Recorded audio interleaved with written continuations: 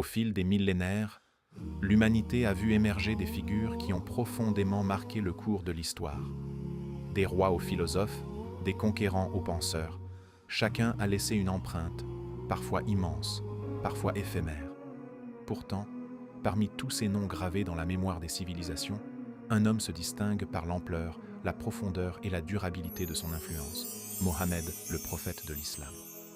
Né au VIe siècle dans la péninsule arabique, dans une société marquée par les divisions tribales, les injustices sociales et l'idolâtrie, Mohammed ibn Abdallah n'était ni roi, ni riche notable, ni chef militaire au départ. Rien, en apparence, ne le prédestinait à transformer le monde. Et pourtant, en l'espace de quelques décennies, il a bouleversé non seulement son environnement immédiat, mais aussi l'histoire de l'humanité. Ce qui rend son parcours encore plus remarquable, c'est que sa grandeur ne se limite pas à la vision des croyants. De nombreux savants, historiens et penseurs non musulmans ont reconnu son influence exceptionnelle, souvent en des termes puissants et sans équivoque. Parmi eux, l'astrophysicien et historien américain Michael H. Hart occupe une place particulière. Dans son ouvrage célèbre The 100, A Ranking of the Most Influential Persons in History, publié en 1978, il entreprend de classer les personnalités ayant eu le plus d'impact sur l'histoire humaine. À la surprise de beaucoup, il place Mohammed à la première position. Hart justifie ce choix en soulignant un fait unique dans l'histoire. Mohammed est le seul homme à avoir connu un succès exceptionnel, à la fois sur le plan religieux et sur le plan politique. Il n'a pas seulement fondé une religion majeure, mais a également établi une société organisée, un système juridique et une vision globale du monde. Cette double réussite, rarement égalée, fait de lui, selon Hart, la figure la plus influente de tous les temps. Au XIXe siècle, un autre regard marquant vient du poète et homme politique français Alphonse de Lamartine. Dans ses écrits, il exprime une admiration profonde pour Mohammed, qu'il considère comme un modèle incomparable de grandeur humaine. Lamartine propose une réflexion devenue célèbre. Si l'on mesure la grandeur d'un homme par la noblesse de son objectif, la faiblesse de ses moyens et l'immensité de ses résultats, alors Mohammed dépasse tous les autres. Parti d'un environnement hostile, sans ressources matérielles significatives, il a réussi à transformer des tribus divisées en une nation unie et à instaurer une civilisation durable. Pour Lamartine, Mohammed n'était pas seulement un chef religieux, mais aussi un philosophe, un législateur, un orateur et un réformateur. Il a influencé non seulement des structures politiques, mais aussi les consciences, les croyances et les valeurs humaines. L'écrivain irlandais George Bernard Shaw, connu pour son esprit critique et son regard indépendant, a lui aussi exprimé une admiration notable.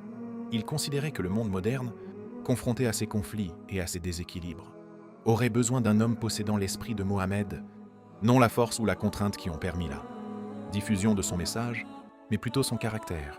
Il met en avant son humilité, son sens du sacrifice, sa fidélité à ses engagements et sa confiance absolue en sa mission. Ensuite, pour Gandhi, ses qualités morales constituent la véritable source de son succès. Elles expliquent pourquoi tant de personnes ont été attirées par son message et ont choisi de le suivre. D'autres penseurs et intellectuels de renom ont également reconnu la grandeur de Mohammed. L'écrivain russe, Léon Tolstoï, le décrit comme un grand réformateur ayant guidé l'humanité vers la justice et la paix. Le philosophe écossais Thomas Carlyle défend avec force son intégrité, affirmant qu'un homme sincère ne peut pas être à l'origine d'un mensonge aussi durable. Le poète allemand Johann Wolfgang von Goethe voit en lui un modèle spirituel élevé, tandis que l'empereur français Napoléon Bonaparte reconnaît la puissance du message monothéiste qu'il a transmis. Le biographe britannique Bosworth Smith souligne quant à lui un aspect remarquable. Mohammed a exercé une autorité immense, sans les instruments classiques du pouvoir, sans armée permanente, sans palais luxueux ni richesse personnelle. Ces témoignages, venant d'horizons culturels et religieux très différents, convergeant vers une même conclusion. Mohammed possède une singularité historique difficile à égaler. Mais au-delà des analyses intellectuelles, c'est aussi sa personnalité qui marque profondément. Avant même de recevoir la révélation, il était connu dans sa société sous le nom d'Al-Amin, c'est-à-dire le digne de confiance. Dans un environnement souvent marqué par les conflits et les rivalités, il se distinguait par son honnêteté, sa justice et son intégrité. Son message reposait sur des principes simples mais puissants. L'unicité d'Allah, l'égalité entre les êtres humains, la justice sociale et la responsabilité individuelle. Il a condamné les injustices, encouragé la solidarité et insisté sur la dignité de chaque être humain.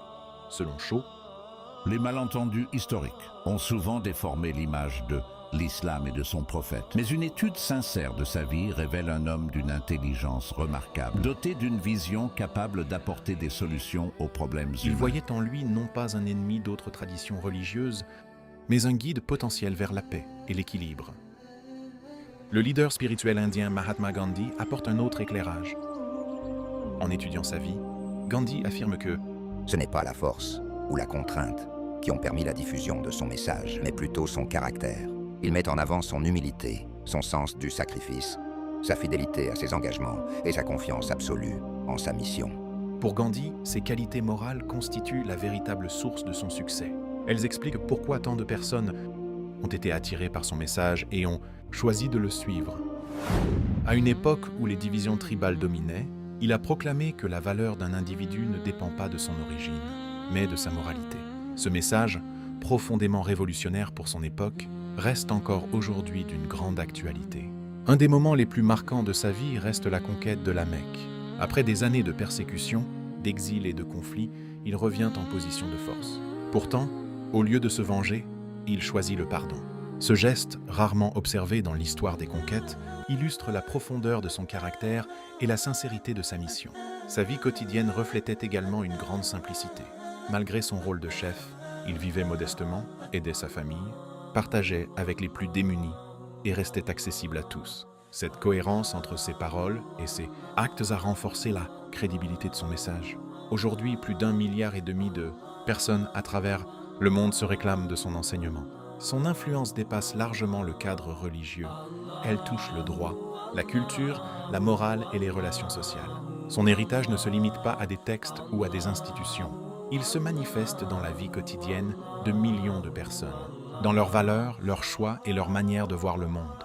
En observant l'histoire, on constate que de nombreuses figures ont exercé une influence considérable, mais souvent limitée dans le temps ou dans l'espace. L'influence de Mohammed, en revanche, a traversé les siècles sans s'affaiblir.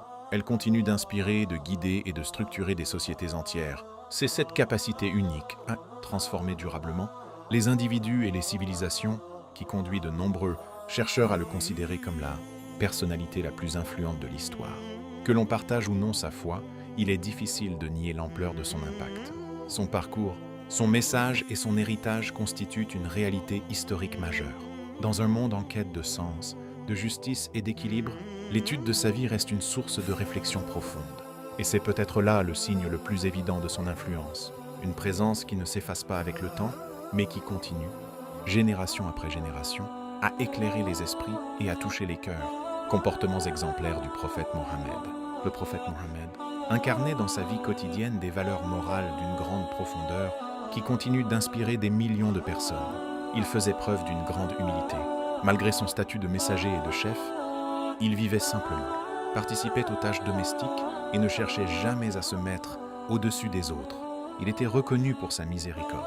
Il pardonnait même à ceux qui lui avaient fait du mal. Lors de la conquête de la Mecque, alors qu'il avait le pouvoir de se venger, il choisit de pardonner à ses anciens ennemis. Éloge du prophète Mohammed, que la paix d'Allah soit sur lui, dans le Coran. Le Coran met en avant la noblesse du caractère du prophète et son rôle exceptionnel pour l'humanité. Dieu dit « Et tu es certes d'un caractère immense ». Coran, sourate 68, verset 4. Ce verset souligne la grandeur morale du prophète et l'exemplarité de son comportement. Dieu dit également « Vous avez en effet dans le messager de Dieu un excellent modèle pour quiconque espère en Dieu et au jour dernier. » Coran sourate 33, verset 21. Ce passage présente le prophète comme un modèle universel à suivre. Un autre verset met en avant sa douceur et sa compassion. C'est par une miséricorde de Dieu que tu as été doux envers eux. Si tu avais été rude et dur de cœur, ils se seraient éloignés de toi. Coran sourate 3, verset 159. Enfin, le Coran souligne le caractère universel de sa mission. Nous ne t'avons envoyé que comme une miséricorde pour les mondes. Coran, sourate 21, verset 107. Ces éloges montrent que le prophète Mohammed n'est pas seulement une figure historique, mais un modèle moral et spirituel dont l'influence continue de guider des millions de personnes à travers le monde.